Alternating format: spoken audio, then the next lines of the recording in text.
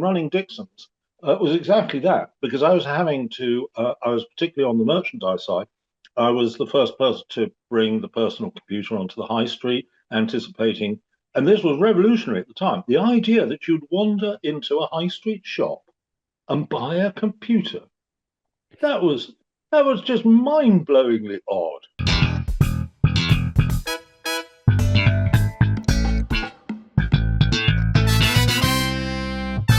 Welcome to the Humourology podcast with me, Paul Barros. This is where we explore the art of humour in business and life. My guest today is a distinguished British businessman and theatre impresario. Formerly Chief Executive of BBC Worldwide and later of Odeon and UCI Cinemas, he has produced and co-produced a host of acclaimed West End and Broadway shows through his company Incidental Coleman. He is chair of the English National Ballet and was knighted for services to drama, the arts, heritage and the economy. He's also the author of Amorous or Loving, a sparkling tour of how English evolved into the world's lingua franca and the captivating history that brought it there. Sir Rupert Gavin, welcome to the Humourology podcast. Thank you, Paul. Delighted to be here. Well, it's a great pleasure to have you here, and we have mutual friends, which we will probably get into along the way. I believe you grew up in London. Can you tell us a little bit about your upbringing and specifically, was humour valued in your family? Yes, I was brought up in London. My family were essentially wedded to the idea of humour. Many of them were writers, and that's how I started out my life. Age 6, I wanted to be a writer, and that was partly a family tradition.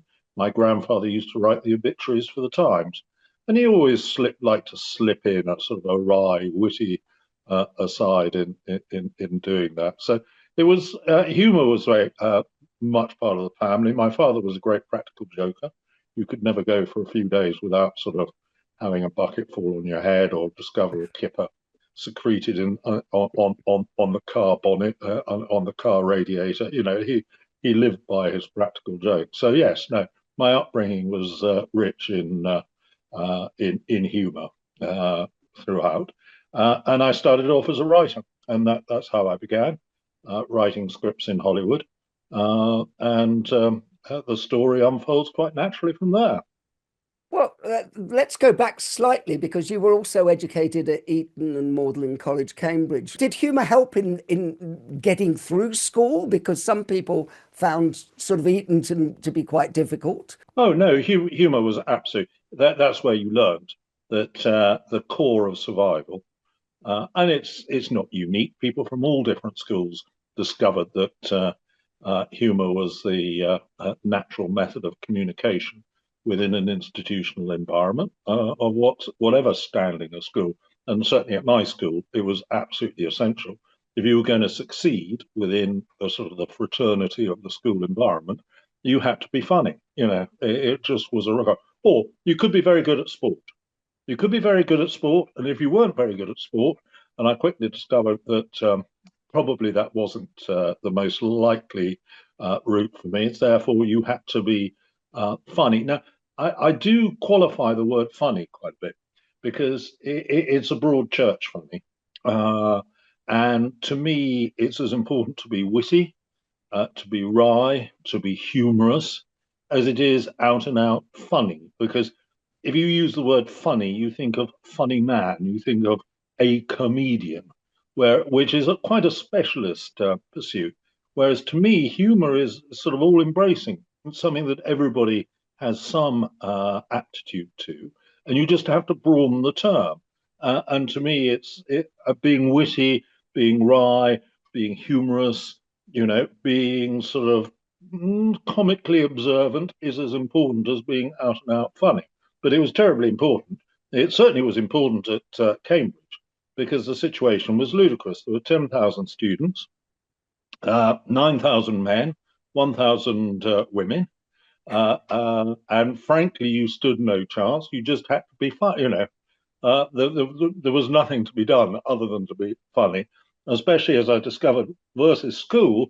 When you got to Cambridge, the teaching staff, the Dons, had absolutely no interest in you whatsoever, unless you happened to be a woman and they fancied you, or you happened to be gay and a man and they fancied you. Then you really had quite an exciting time intellectually, etc.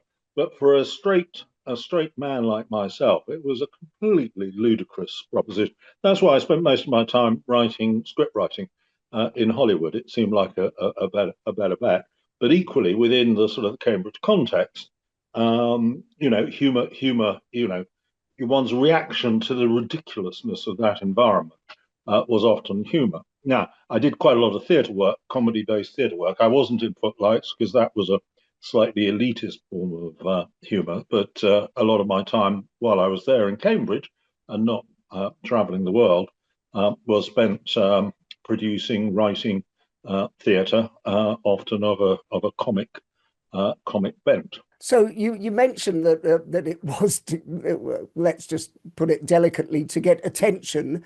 Was that a show-off gene? Was there a need for adulation, or was it purely practical about, if I'm going to get a girlfriend at Cambridge, I need to do this? Oh no, no, no! You couldn't get a girlfriend at Cambridge. It was impossible. The statistics were against you. So all you could do is just react to the humour of the thing and just have a jolly good time. And a lot of that was through laughter and shared humour. You were never seriously going to get a girlfriend. And equally, if you were male and straight, you weren't going to have a particularly sort of detailed intellectual environment. So the best thing to do was just have your mates and have a degree of fun with them, and a lot of that was around humour. That once again was your sort of core method of communication. But you weren't a performer at the time. You said, were you writing and producing even at Cambridge? Yeah, yeah, producing and principally writing at Cambridge for shows there at the ADC Theatre, which was the Ah. theatre of choice for Cambridge student theatrical activity. You said earlier on that you started life as a scriptwriter in Hollywood, and I think I've heard you say previously that you were fascinated by stories. Was part of that fascination, if you're good at stories, are you therefore good at humor as well, or do you think they're independent of each other? No, no, they're very linked. And to me, stories and storytelling is the core capability. The whole of communication, the whole of life, one's approach to life, and the approach to getting ideas across is based on storytelling. Now, within the whole habit of storytelling, humorous and a humorous component obviously is not an essential, but it's an important part. The telling the story and getting people's attention through having humorous elements is terribly important. But storytelling is the key, and then humor is a subcomponent of that key. All of our life, we just work in the field of stories, from my perspective, and that's why I started writing them, and I'm still writing them, and I'm still thinking of my life as a story. And writing a good part for yourself in it all the time, I'm presuming.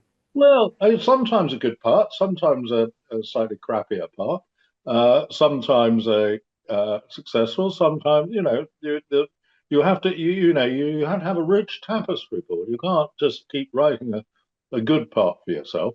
You have to be flexible and appreciate their ups and downs, and the ups are not ups unless you've had downs. You see, this is the whole sort of Which balance that you have to, the light and the shade, the dark. which takes us to storytelling, doesn't it, really? Because, you have, in order to tell a story or the hero's journey or whatever it is, it has to have light and shade. Correct, correct. It's got to have excitement. It's got to have disappointment. It's got to have gratification. It's got to have all of these things. That's what makes a good story.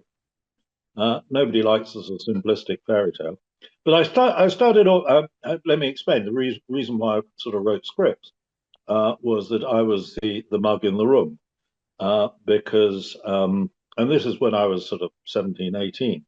The tradition of the Hollywood producer is that they often source their movie material from buying book rights or other story rights.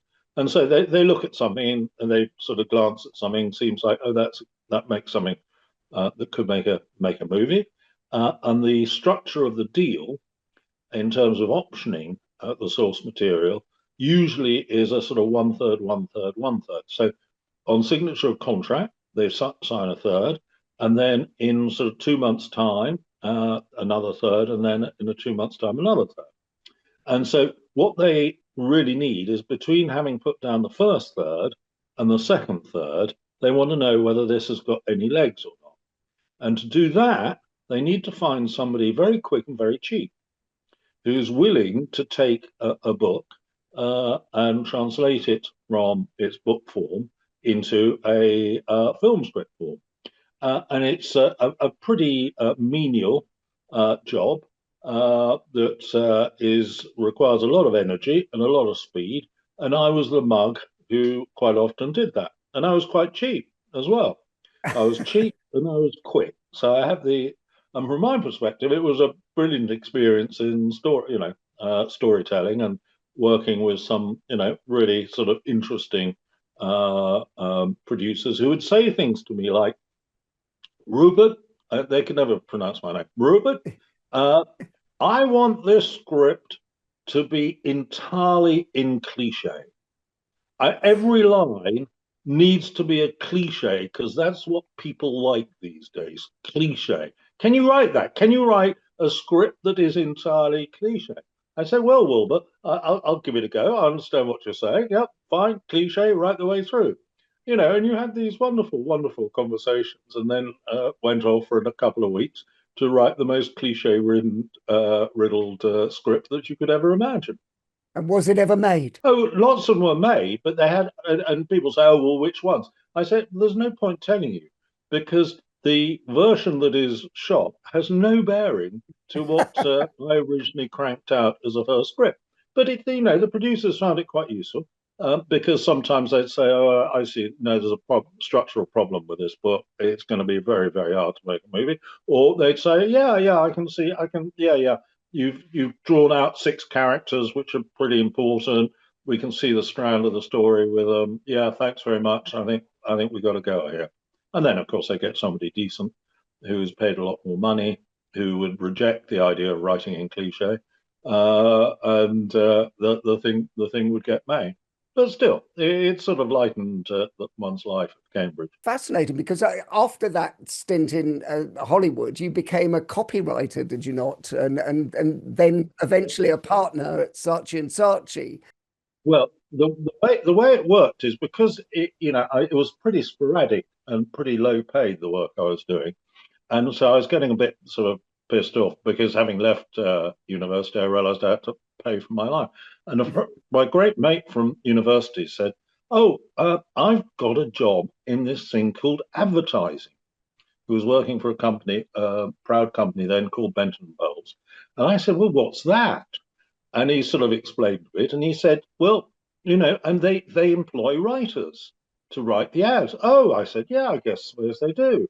You think I'd be any good at it?" I said, "I think they'll be quite good at it. And if you join, you get a salary." What? I said, "You get paid? What? Every week?" Yes, every week.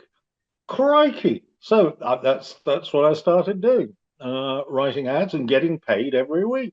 And then gradually sort of took over joined with a couple of other guys, and we took over the company we were working for, became a top 20 UK ad agency, and we eventually sold it to Saatchi and Saatchi just after they'd failed to buy Midland Bank, and so we're Oh, looking for something else to buy. Now, we were a bit different from Midland Bank, but still, it gave them a transaction that sort of filled a gap. You've had the most extraordinary career, and after that, you went on to Dixon's and BT, and I think BBC, and then you ran BBC Worldwide. Yeah, of course you did. I did. So this was a thing to do. Well, but I'm fascinated by that career trajectory.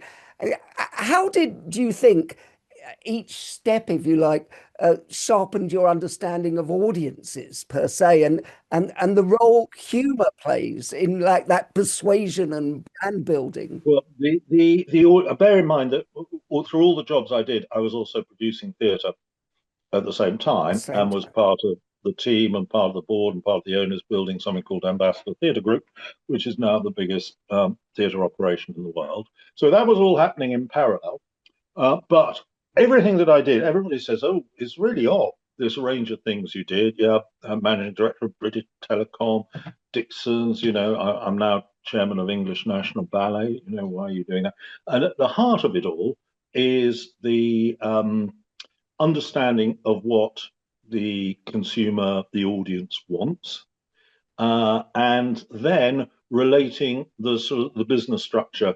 How do you deliver it, and who's the best creative minds to help answer it? So and that's exactly the same. Running Dixon's was exactly that, because I was particularly on the merchandise side.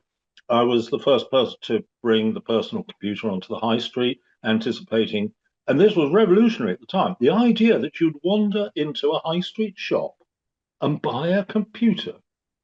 That was that was just mind-blowingly odd. You know, computers at that stage were supplied by specialist IT companies who would come to usually to your office, not to your home, to your office, and put in an IBM or something like that. The idea of wandering into, and that was all about trying to understand what do consumers want. Similarly, satellite television was another great breakthrough. Sometimes you went totally wrong. I went very long in citizen band radio.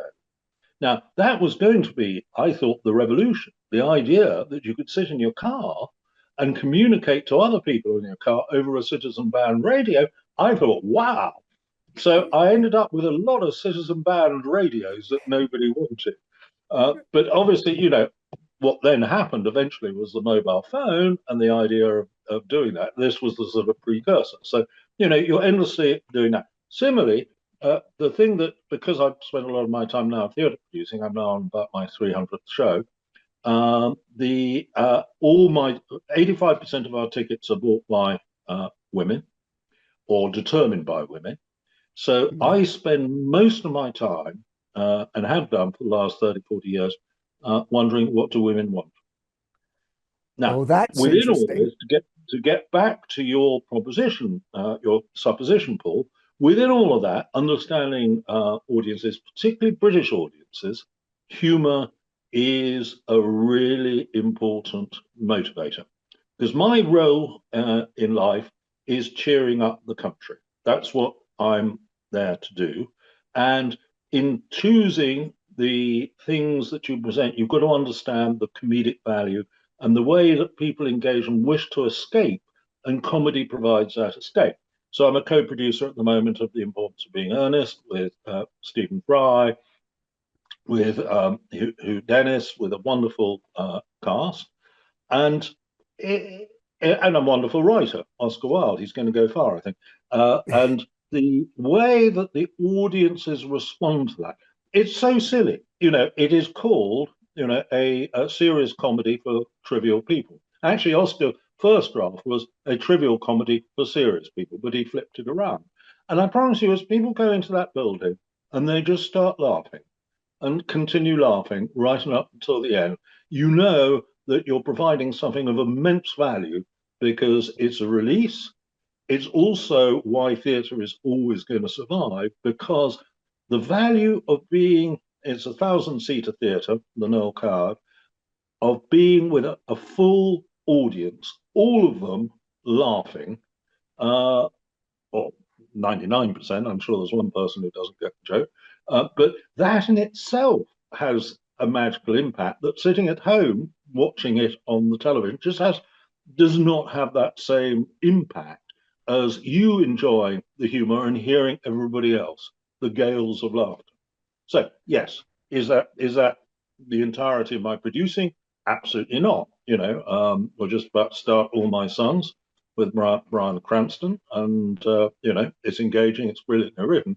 Not a huge number of laughs there, but still, the humour and the comedy. Then we're on to Sheridan Smith in the Alan Ayckbourn Woman in Mind, and that's going to be brilliantly funny, I can tell you, because Sheridan is a great comedian. I'm fascinated by the whole role of because in the nicest sense of the word, you're head of BBC Worldwide. You're getting productions on when it's really difficult to get productions on.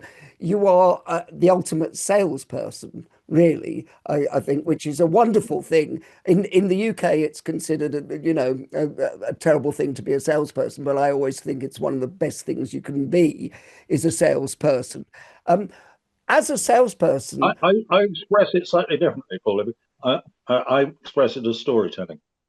Okay, storytelling. Okay. Well, The best salesman is a great storyteller. oh, that's interesting. Well, I would also say, because I say, as a psychologist, I say the best salespeople are the best relationship experts. So, Yes, they definitely are that. and this is called the And Humourology I have a podcast. relationship with all the women of Britain Well, because they are my audience, and we've got the data. 55, something like 55% of the ticket purchases are on a credit card. You can relate that to a woman, and then you survey how did people make their decision of what they're going to do of an evening, and it quickly you discover that it builds up to about 85% either the woman directly paid for, or they persuaded husband, partner, lover the selection, and they paid for it, but they were making the determining choice. but I'm going slightly deeper than that. That in order to persuade women on that level, you also have to have productions that they want. And you said humor is a great attraction to that, and people are drawn to that. Why are we so drawn to people who make us laugh? Well, because it's such a natural release. It's such a natural form of communication.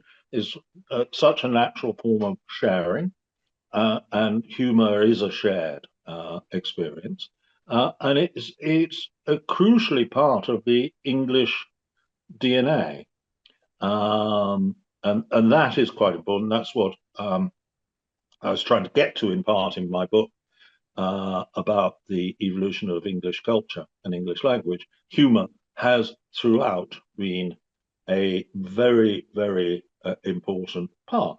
Indeed, the fact that it's called England and the language we speak is called English, I believe, is a slightly wry joke because it's not English and the country is not England.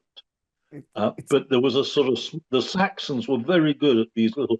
They were great riddle writers, and they were great sort of humorists and write people, and we've inherited that. Now, that's not to say that other cultures don't have humour, but there is something particularly strong and unique. And I speak from being the person who produced the German version of Faulty Towers with John Cleese, particularly appropriate today because sadly Prunella Scales yes. um, has been has passed away, so it was on my mind, and I did remember producing the German the German version of Faulty Towers, which John Cleese really liked.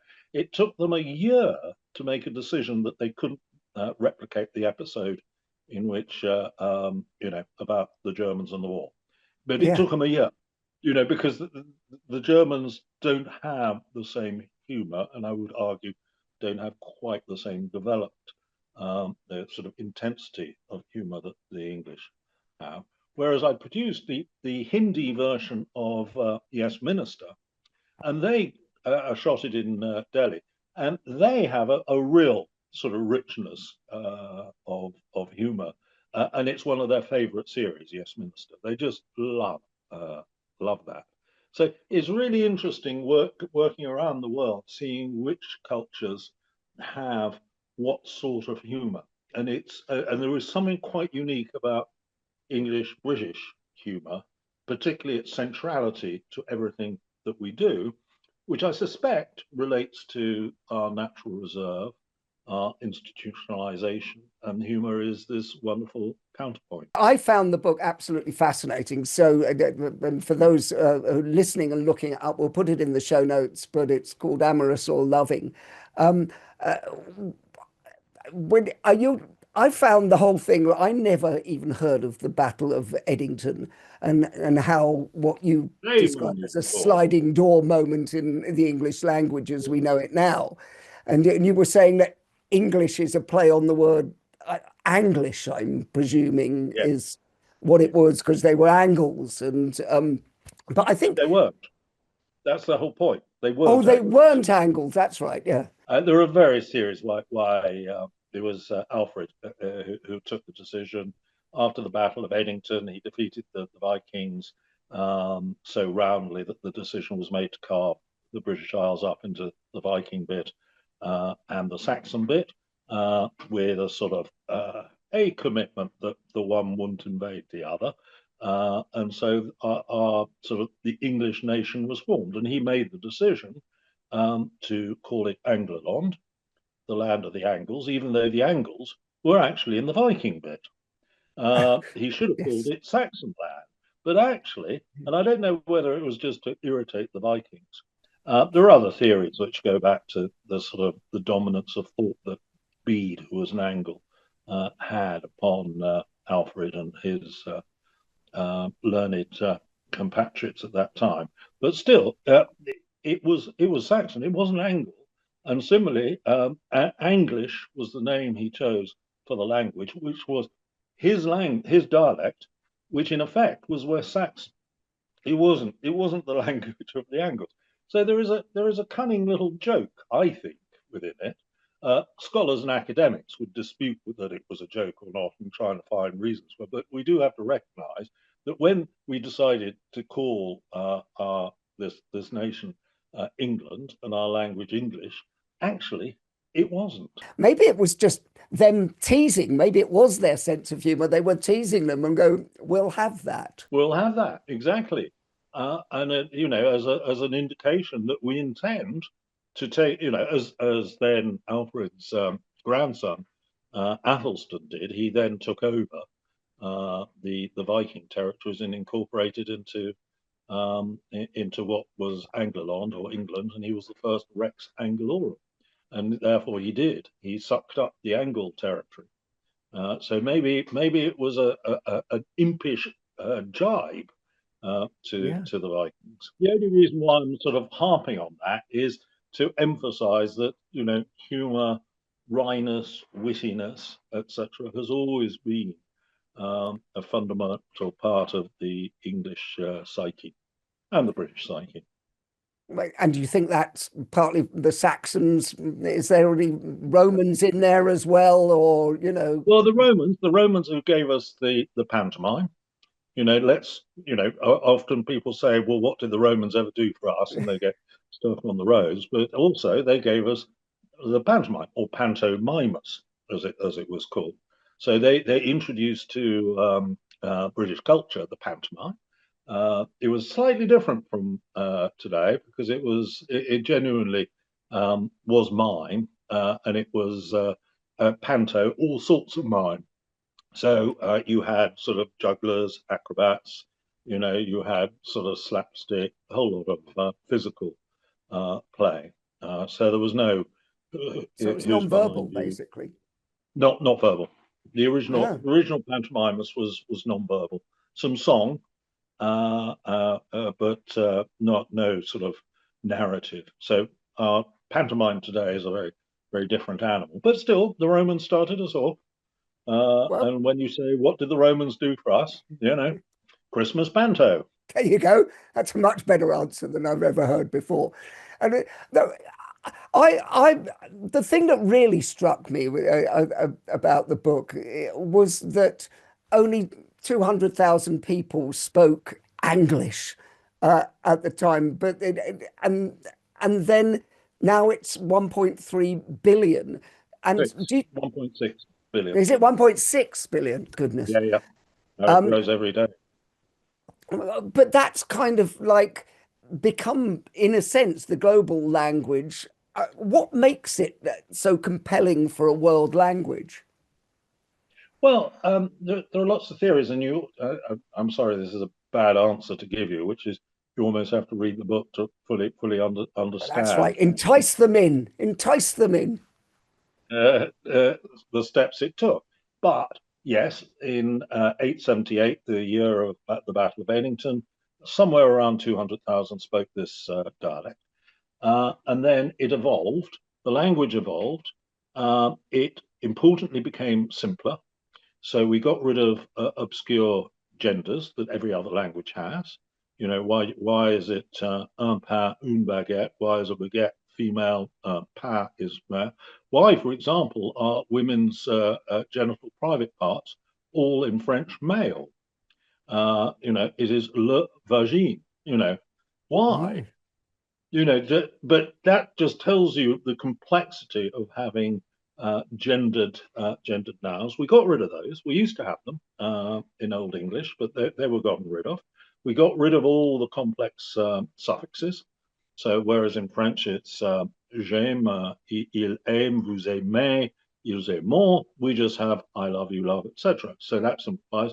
And we went to subject, verb, object order. So it is a relatively simple language. It also is a very rich. We have one of the biggest vocabularies in the world. So Oxford English Dictionary, 500,000 words in total. Whereas And the French only have about 50,000, don't they? Or well, the something like. French, yes, well remembered. The French, their official dictionary, the Dictionnaire Académie Française, finally last year produced its ninth edition, much trumpeted by Emmanuel Macron. This was a triumph of an achievement of French culture to have the ninth edition. They started the ninth edition in 1986. So they took from 1986 to 2024. The eighth edition had 35,000 words. And over the period of some 40 years, they managed to expand the official French language from 35,000 to 53,000, including such great historic French terms such as le wokism. That is now an official word. Le photocopy is now officially a French word. Now, that is 53,000 words versus our 500,000. Now, that's the purest version of French. A Larousse French dictionary has about 250,000 words. Obviously, it has a lot more vernacular and slang. But still, people forget that because of the history of the language, because we've had the Romans, we've had the Saxons, we've had the Vikings terribly important to our language. And then we obviously have the Normans bringing their pesky French terms and Latin terms. So pre the Norman invasion, the language was 50,000, Old English was 50,000 words. By the end of the sort of Norman period, we'd expanded to 100,000 words. In about 1300. So when Chaucer started writing Angels of the Land, it was about 100,000 words, and he wrote in Middle English, which was the new form, simplified form of English, and largely you and I are speaking Middle English.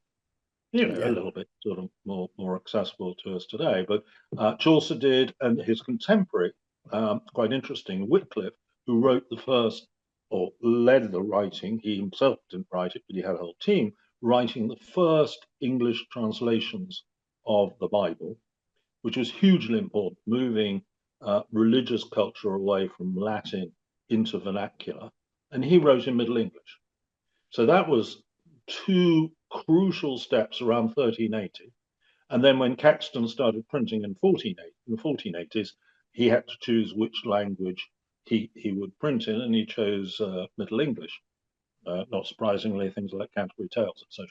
So that sort of cemented the form of the language that we now speak today in a very rich, and thus it's the language of poets, playwrights, authors, very rich in terms of its vocabulary, but fundamentally quite simple, certainly to speak. Spelling is another matter, but our language is an oral language.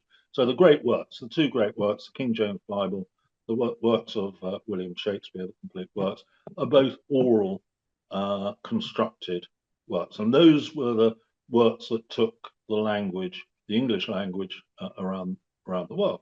We are 1% of the world population, but you now have 20% of the world population speaking it, and most is unlike Mandarin. Mandarin is the language that is spoken next in terms of number, about 1.2 billion. But 90% of those are speaking it as their first language. English is spoken, the 1.6 billion is about 80% as their second language. So that's the real difference. This is not just that we are the most ubiquitous language, we are the sort of the default second language. That's really interesting from a humourology standpoint, because English, as you said, is the richest in terms of vocabulary choices. So therefore, that must be perfect for humour, mustn't it? Oh yeah. Because every word, and that's why I called the book Amorous or Loving, because that's your choice. You make each night. Amorous happens to be French Latin. Loving is Saxon, and we have these endless choices. So if that is your question, then when you are with your partner, which is French Latin, or your boyfriend or girlfriend, which are Saxon, then you might ask, which is Saxon, or inquire, which is French Latin, as to whether you wish to be amorous or loving, and they will either answer, which is Saxon, or reply, which is French Latin. And if the answer is yes, which is Saxon for so be it, or the affirmative, which is French, then at that point you can begin or start, both Saxon, or commence, which is French Latin.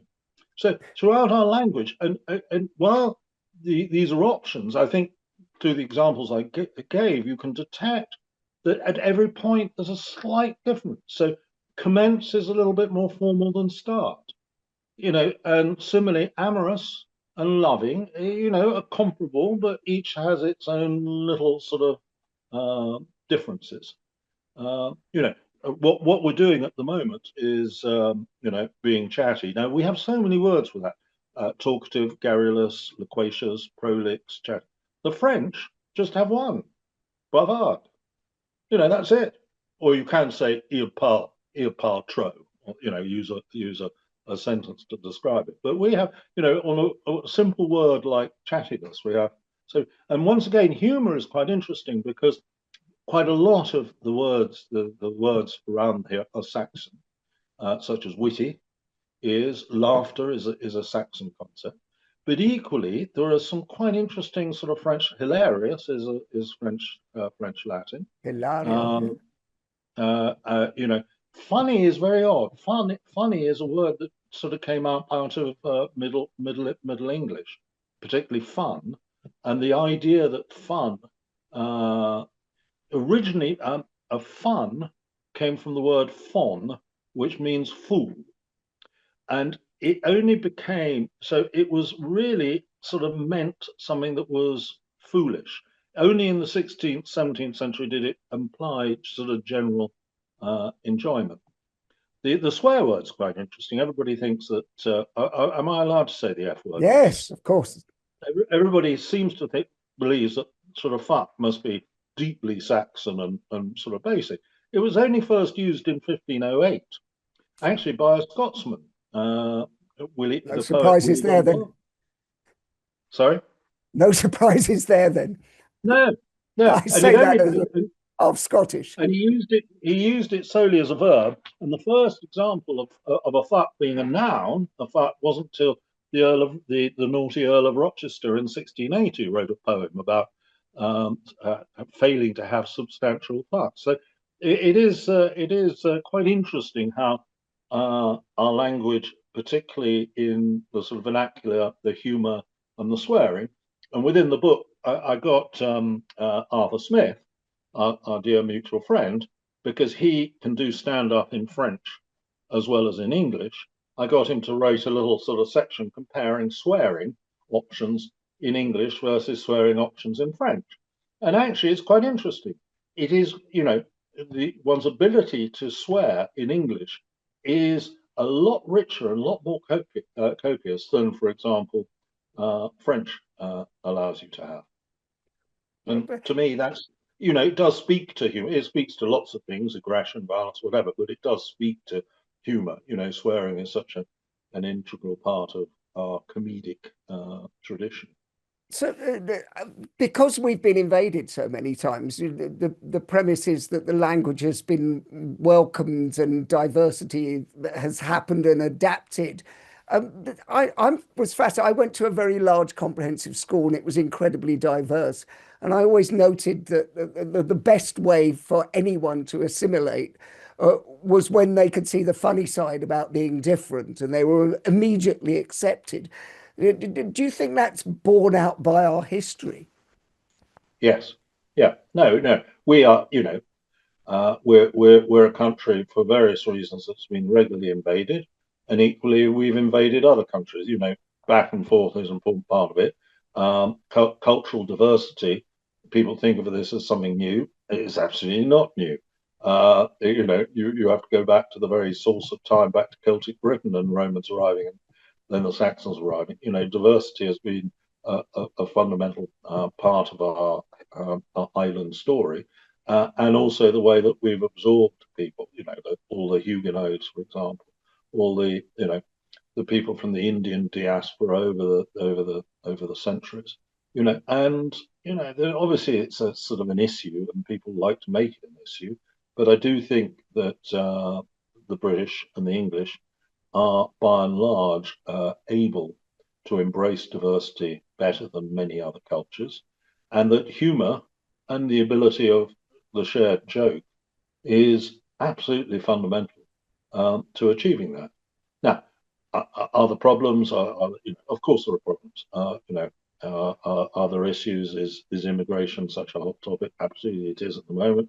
But at the end of the day, there is, from my perspective, a brilliant story of these islands in terms of its ability to bring people in and welcome people.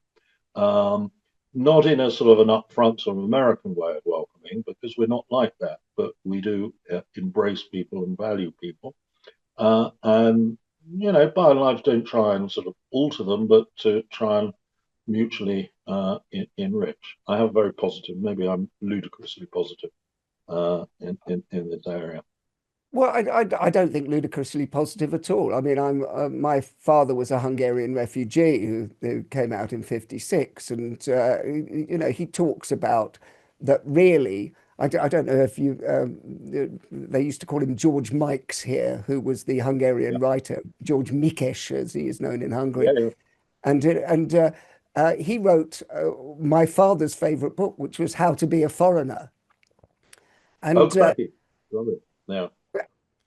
and that's big part of that was humor. And if you're going to adapt, you better get that everybody's sense of humor, because otherwise you're not going to be accepted. You also have to go to see the funny side of yourself, you know Mm. as somebody who comes in. So I find that whole thing, and your book really helps to sort of like galvanize why it's so important and it's so integral to the British sensibility. Yes. Yeah, and self-deprecation is a fundamental part of it.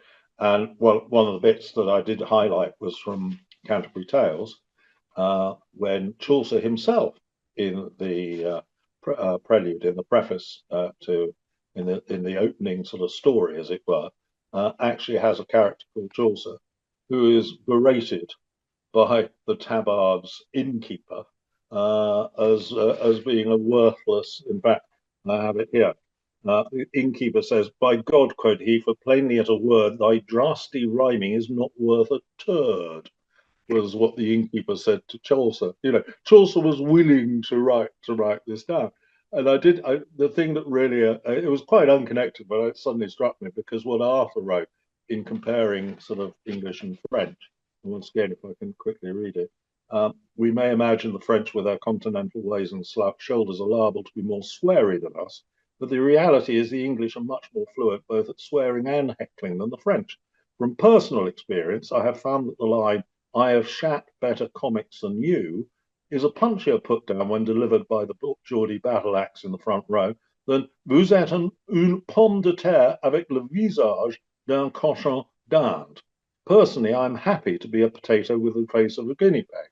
Now, and what interested me is the heckle that Arthur remembered, namely, I have shat better comics than you, is in direct lineage from Chaucer. Thy drasty rhyming is not worth a turd.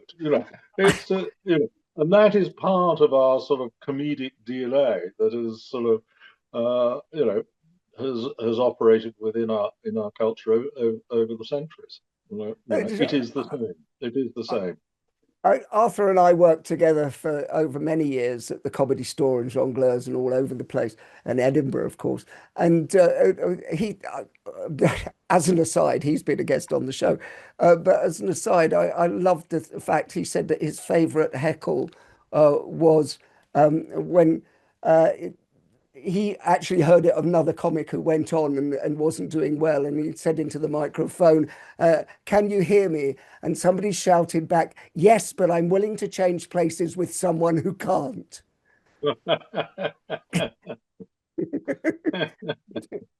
It's a great line, isn't it? No, and it's a great line, and it's in the tradition of sort of English self depreciation, and Yeah, only it's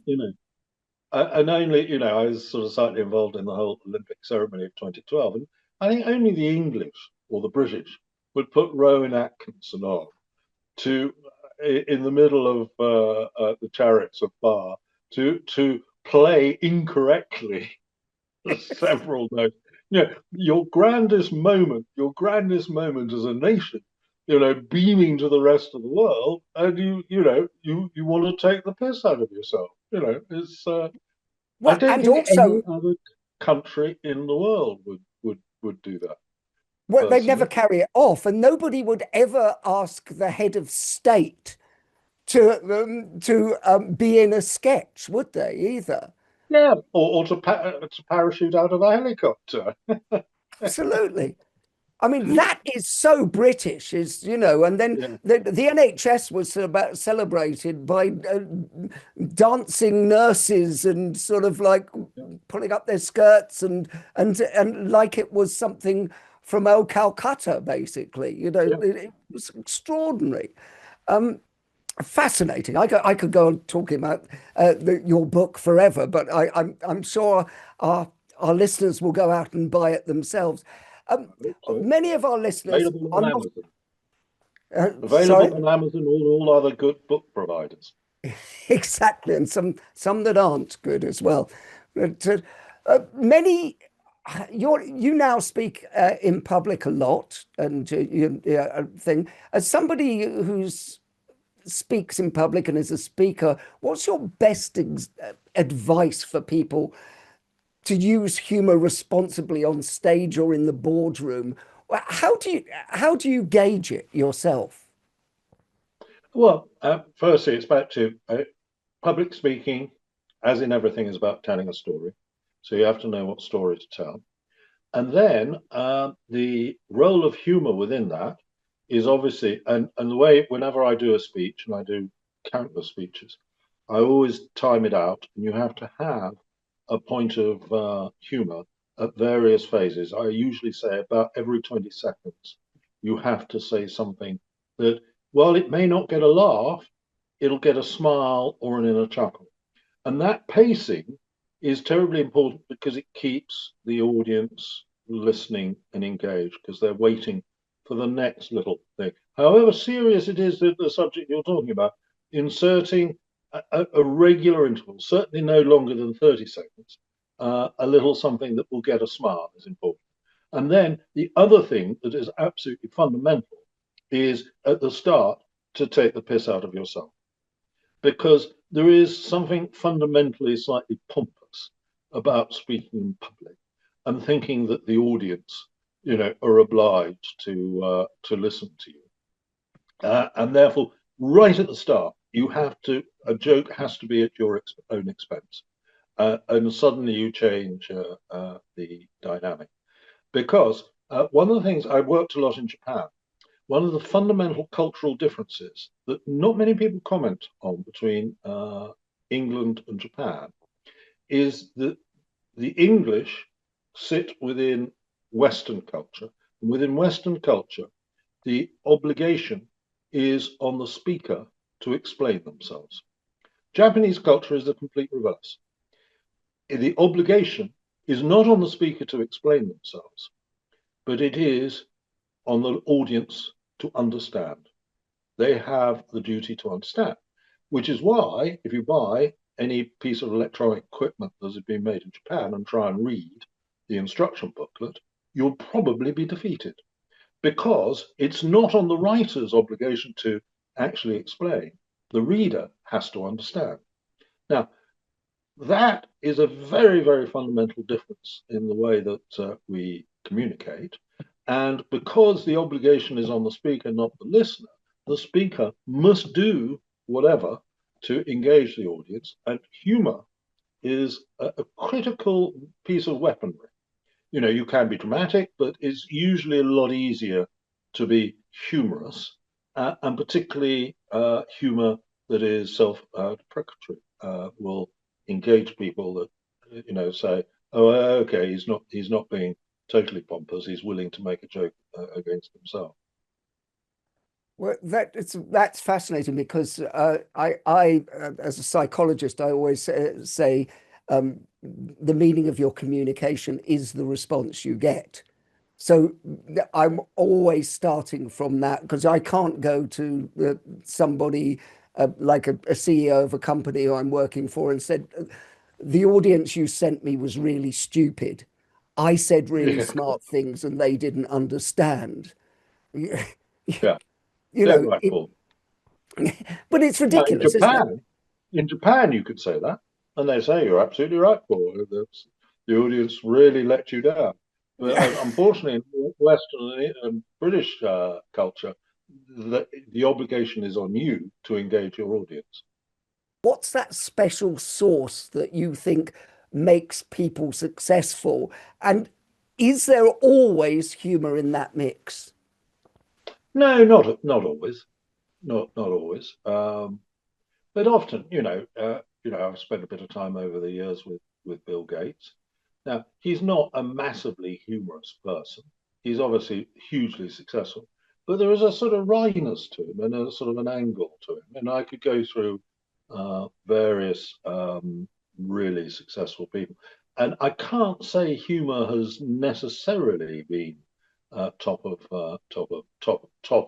the criteria, but it's rare that you find somebody who's that successful who is completely humorless, because it's an aspect of intelligence to my mind. If you are intelligent, you can see the the funny side of a situation, and also if you're intelligent, you can know that you can get your ideas across better if you're willing to use humor as part of your arsenal. You were mentioning Shakespeare, and it suddenly came to mind that Shakespeare quote, "A fool thinks himself to be wise, but a wise man knows he's a fool."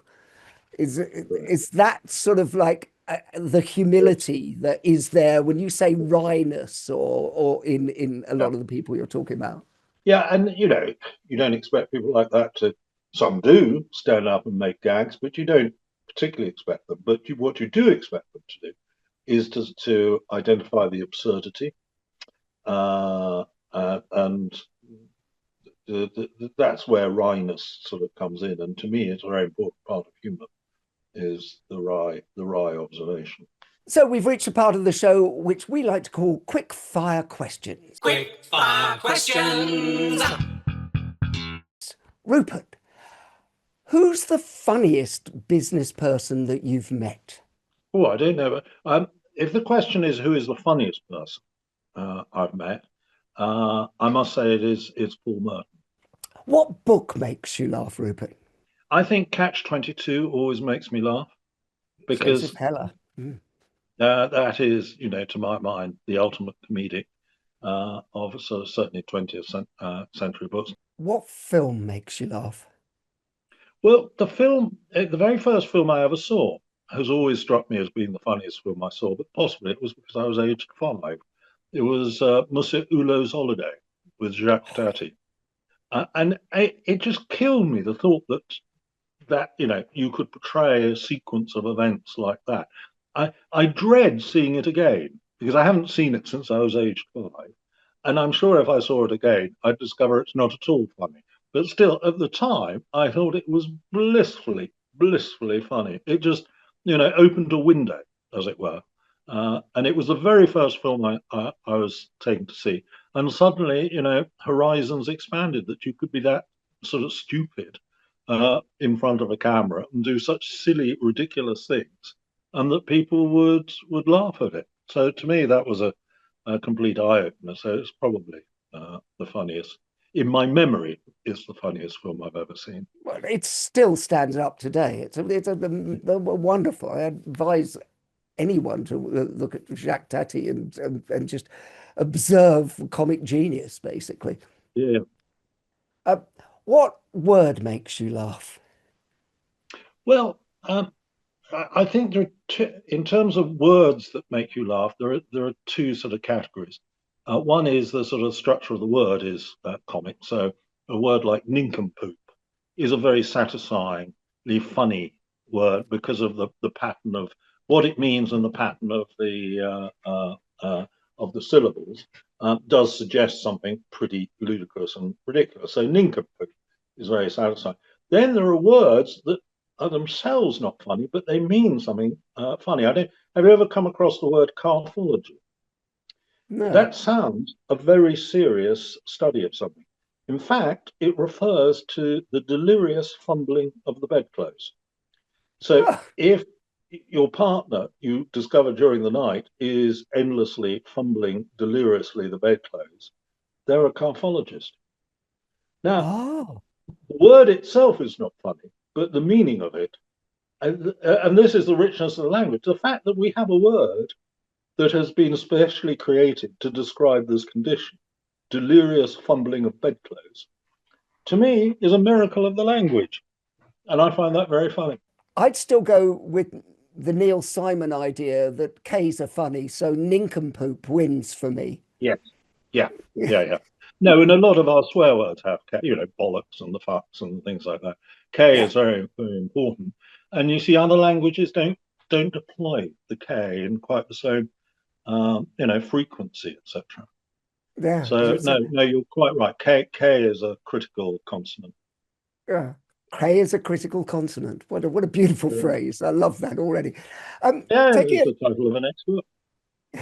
it, yes, there you go. Uh, Taking a lean to the other side, what's not funny? That's very hard because I think everything is sort of inherently sort of funny. But obviously, when humor can be deployed hurtfully, dismissively, etc., and to me, I always find that deeply unfunny. Is when it's used as a sort of a social weapon, as being a way to exclude people who don't get the joke. So, penultimate question. You've obviously very educated. You write brilliant books and you produce fabulous plays. Would you rather be considered clever or funny? Neither. Oh, I've always wanted to be considered witty. I've oh, never wanted to be considered funny. I certainly don't wish to be considered clever. That seems like very place. But the one thing, when the obituary is written, I hope in the opening sentence at least the word witty does appear. oh, I think that's a lovely way to frame it, actually, especially as somebody who is so uh, precise with language. I think that's Mm. beautiful. And finally, Rupert, desert island gags. If you could only take one joke with you to a desert island, what would it be? Oh, that's terribly hard thought, and I'm sure you because whatever joke is the last one that made you laugh is the one you want to take to a desert island. But my answer to this is one, I don't actually, jokes as such, pure jokes, don't massively appeal to me. Some are funny, Doctor, I've got a lettuce going out of my bottom. Oh, let me have a look. I think it's the tip of an iceberg. That's sort of as a joke, that's sort of quite good. Then word plays, obviously can tickle one's fancy. So, when the Building Society nationwide opened their first branch, they must have felt like right prats. That to me is a word play that, I've had such a depressing year. My preferred pronouns are there. Once again, a word play. But ultimately, I think the best and the ones that one wants to treasure on one's sort of desert island are, to my mind, the sort of the witty truisms and the witty remarks. Those are the ones that both make you laugh and make you think. So, for example, do you know the old Irish blessing? The old Irish blessing is, may you die at a very old age in your own bed, killed by a bullet fired by a very surprised and jealous wife. And I think about that. Or the one that I always use is, if you can keep your head when all about you are losing theirs, then you'll be the tallest person in the room. I say that because I'm 6'4". To me, those are far more satisfying things over time to play with. There's sort of the witty truism that sort of gives you an insight into life, more of an insight than a lettuce growing out of somebody's bottom. Although Liz Truss may be fascinated by that thought. A wonderful image to leave it on, Rupert. Rupert Gavin, thank you so much for being such a wonderfully witty, warm guest on the Humourology podcast. Real pleasure, Paul. Been a joy to spend this hour with you. Thank you. It's been our joy. The Humourology podcast was hosted by Paul Barros, produced by David Rose, music by Steve Hayworth, creative direction by Les Hughes, and additional research by Helen Sykes. Please remember to subscribe, like, and leave a review wherever you get your podcasts. This has been a Big Sky production.